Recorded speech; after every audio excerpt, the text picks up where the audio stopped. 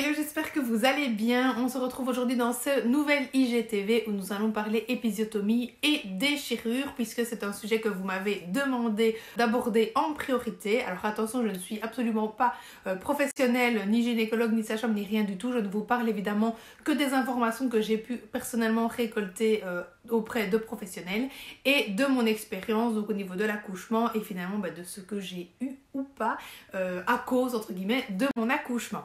Si c'est quelque chose évidemment qui peut vous effrayer, ne regardez pas cette vidéo, mais je pense que ça reste quand même extrêmement intéressant de savoir ce qui est possible ou pas de faire et que vous puissiez du coup refuser ou pas l'épisiotomie notamment, puisque la déchirure, bon ça arrive, on n'a pas le choix, si ça arrive quoi, mais l'épisiotomie évidemment ça reste un acte médical que vous avez le droit tout à fait de refuser. Moi d'ailleurs je l'avais indiqué sur mon projet de naissance, à part en cas d'urgence, je ne voulais pas d'épisiotomie.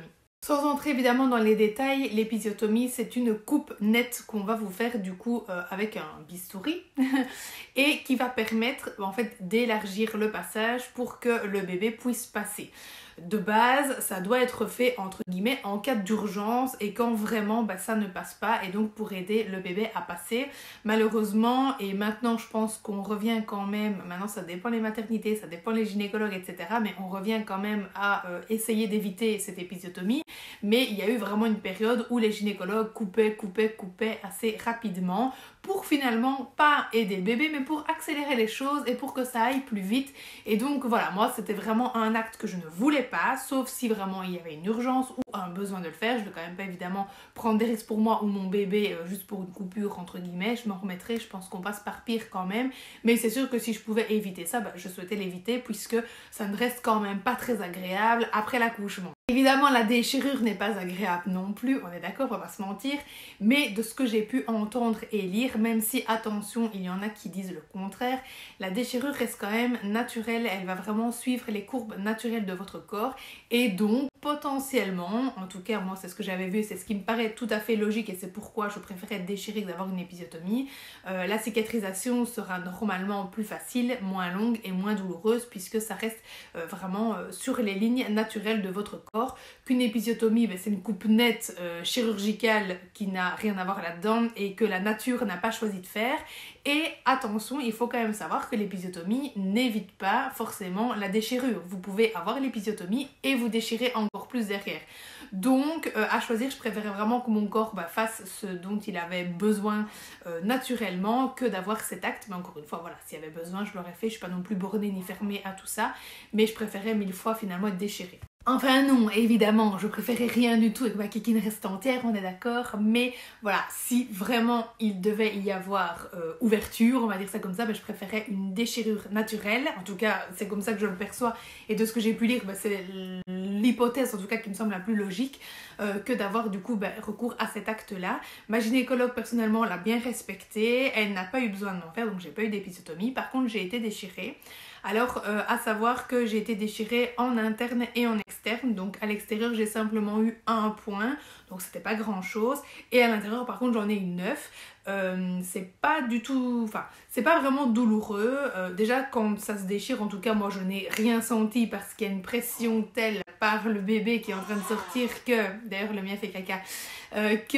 On ne sent pas que ça se déchire. Donc ça, déjà, je peux vous rassurer. En tout cas, pour ma part, c'était comme ça. Peut-être que certaines le sentent, je ne sais pas. Et par contre, je pense que j'ai été déchirée à l'intérieur par ma gynécologue parce que comme ma fille ne descendait pas, elle avait littéralement les deux mains dedans pour ouvrir, écarter et essayer de l'aider à descendre. Donc je pense que c'est elle qui a dû me déchirer vu la force qu'elle exerçait.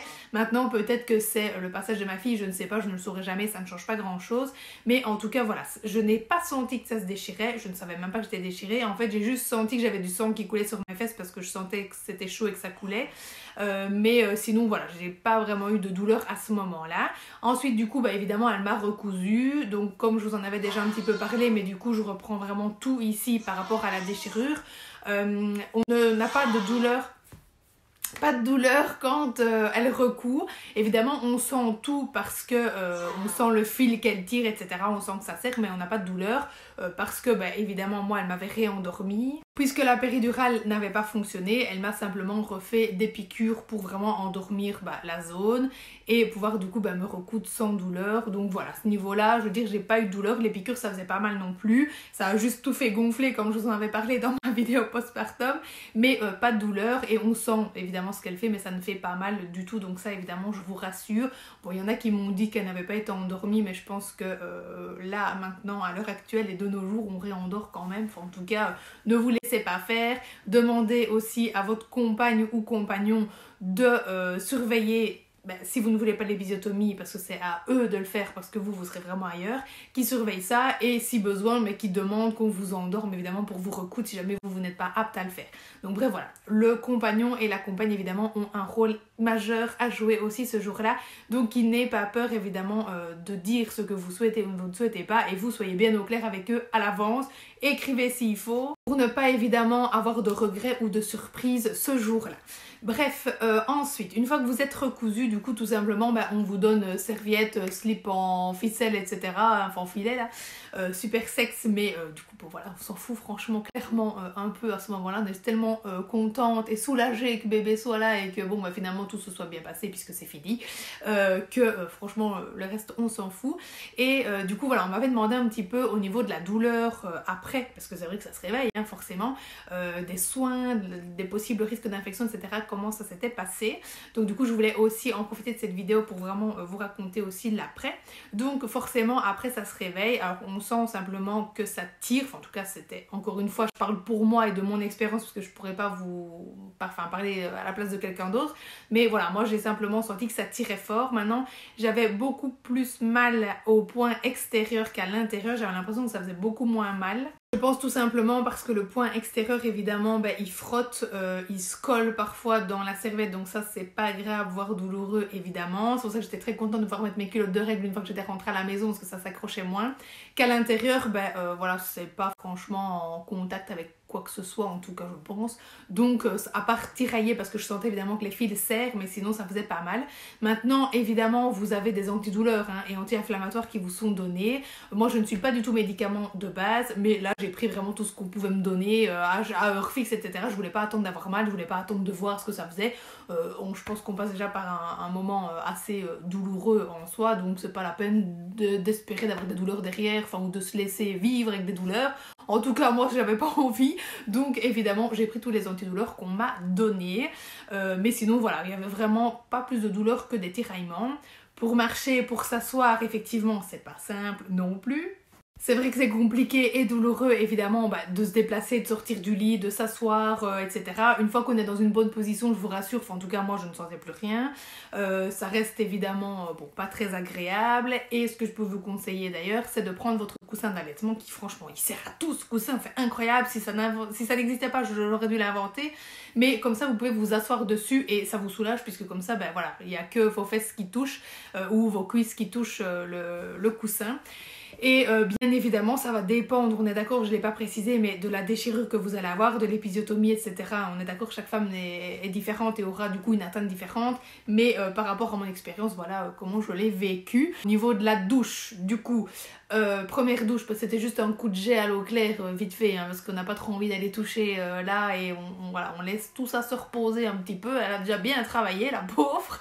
Et ensuite, j'ai eu du coup les 2 jours que je suis restée à la maternité, un soin désinfectant. Donc tout simplement, elles viennent, en tout cas c'était comme ça dans ma maternité, elles viennent du coup sur votre lit en chambre, elles vous mettent la petite bassine en dessous des fesses, elles vous vident une bouteille d'isobétadine. Franchement ça fait un bien fou, vraiment, ça fait vraiment un bien fou parce que du coup qu'on n'a pas trop su aller se nettoyer, etc.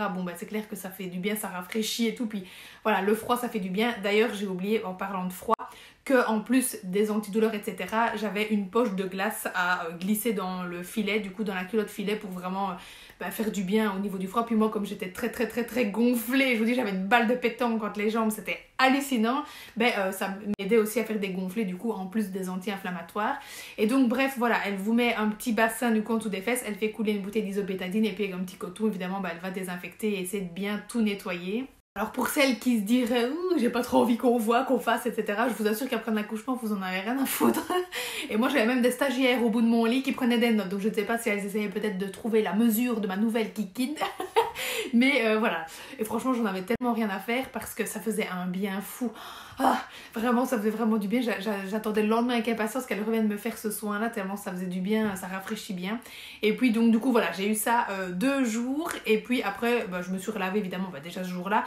Normalement moi j'avais acheté un petit gel douche 0% de savon, de tout, etc. Je vais aller vous le chercher pour vous le montrer. Je vous l'avais d'ailleurs montré dans la vidéo de la valise de maternité, et donc je me suis lavée avec ça au début, de manière très prudente, hein. On n'y va pas de manière très franche au début, c'est normal, mais au moins voilà, ça fait du bien de sentir quand même le frais, de pouvoir se rafraîchir, etc. Et ensuite, une fois rentrée à la maison, j'avais plus de soins. J'ai eu une sage-femme qui est passée, mais juste pour ma fille, mais pas pour moi. En fait, elle ne m'a pas fait de soins. Alors que je pensais évidemment que ça continuerait un petit peu en rentrant à la maison, mais non, pas du tout. Maintenant, peut-être que certaines le font, et il y a peut-être besoin chez certaines. Peut-être que moi, du coup, vu que ça allait bien, il n'y avait pas forcément besoin non plus, je ne sais pas. Mais voilà, en tout cas, au niveau risque d'infection, tout ce qu'on conseille, évidemment, c'est quand même de se laver, évidemment. Lol.